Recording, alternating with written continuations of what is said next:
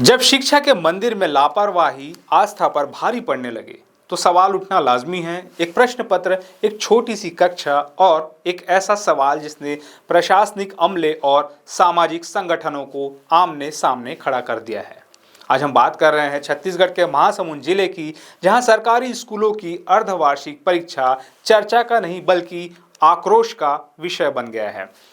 मामला कक्षा 4 के अंग्रेजी विषय के प्रश्न पत्र से जुड़ा है, जहां एक प्रश्न के विकल्पों ने धार्मिक भावनाओं के तार छेड़ दिए हैं। नमस्कार, मैं चंद्रशेखर और आप देख रहे हैं नवप्रदेश टीवी। दरअसल बुधवार को जिले के सरकारी स्कूलों में कक्षा 4 की अंग्रेजी की परीक्षा थी। बच्चों के हाथ में जो प्रश्न पत्र आया उसमें एक सवाल था, मोना के कुत्ते का नाम क्या है? What is the name of Mona's dog? सामान्य तौर पर यह एक साधारण सवाल लगता है, लेकिन विवाद इसके विकल्पों यानी ऑप्शंस में छिपा था। इस प्रश्न के उत्तर के लिए जो विकल्प दिए गए उनमें से एक विकल्प था राम। भगवान राम जो करोड़ों लोगों की आस्था का केंद्र है, उनका नाम कुत्ते के नाम के विकल्प के तौर पर इस्तेमाल किया जाना किसी भी समाज के लिए सहज स्वीकार्य नहीं था। जैसे ही यह प्रश्न पत्र स्कूल से बाहर आया, खबर आग की तरह फैल गई। हिंदूवादी संगठनों ने इसे महज एक त्रुटि नहीं बल्कि एक सुनियोजित अपमान बताया। इसके बाद जो हुआ वह प्रशासनिक अव्यवस्था की पोल खोलने के लिए काफी था। मीडिया रिपोर्ट्स के अनुसार आक्रोशित संगठनों ने पटेवा में जिला शिक्षा अधिकारी यानी डीईओ विजय कुमार लहरे का घेराव किया। स्थिति तनावपूर्ण हो गई।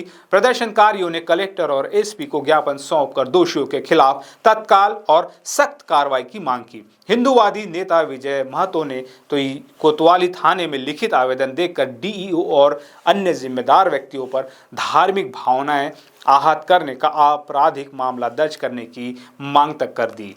लेकिन इस कहानी का दूसरा पहलू और भी दिलचस्प और चिंताजनक है। यह है जिम्मेदारी से पल्ला झाड़ने का खेल। बताएंगे एक छोटे से ब्रेक के बाद। टीकाकरण सिर्फ एक माँ की नहीं बल्कि पूरे परिवार की जिम्मेदारी है। घर के कामों में हाथ बटाएं ताकि माँ बच्चे को समय पर टीका लगवाने ले जा सके। जब परिवार साथ देगा तभी बच्चा सुरक्षित रहेगा। राष्ट्रीय स्वास्थ्य मिशन, झारखंड सरकार। जब हंगामा बढ़ा तो सवाल पूछा गया कि आखिर यह प्रश्न पत्र सेट किसने किया और छापा किसने। यहाँ अधिकारियों के बयान विरोधाभासी है। समग्र शिक्षा की एपीसी सेम्पा बोस, जिन्हें प्रश्न पत्र सेट कराने की जिम्मेदारी दी गई थी, उनका कहना है कि उन्होंने विशेषज्ञ समिति से पेपर तैयार करवाया था, लेकिन उनका दावा है कि उन्होंने जो पीडीएफ फाइल भेजी थी यह वह पर्चा है ही नहीं, यानी जो पेपर बच्चों को बांटा गया वह उनकी तरफ से भेजा गया पेपर नहीं था। वहीं दूसरी ओर जिला शिक्षा अधिकारी का कहना है कि विषय विशेषज्ञों से मिला पर्चा वेंडर को भेजा गया था, लेकिन जो छपकर आया और बंटा वह उनका भेजा हुआ नहीं है। अब सवाल उठता है कि अगर शिक्षा विभाग ने यह नहीं भेजा तो छापा किसने? क्या आपकी महंगी एलईडी टीवी के डिस्प्ले में लाइनिंग आ रही है या आधा डिस्प्ले दिख रहा है? घबराएं नहीं, रायपुर में पहली बार खुशी टेक्नोलॉजी लाए हैं एडवांस्ड लेजर टेक्नोलॉजी और लैब फैसिलिटी।